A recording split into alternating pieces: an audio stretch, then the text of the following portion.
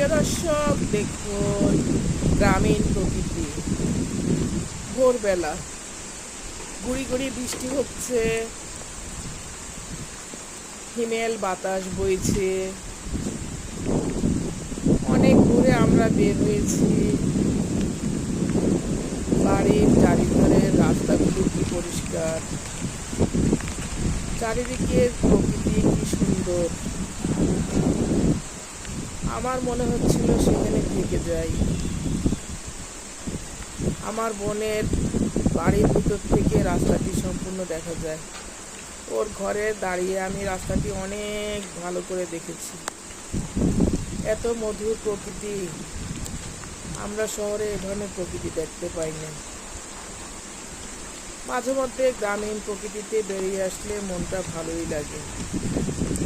বাচ্চাদের জন্য আর থাকা হলো না।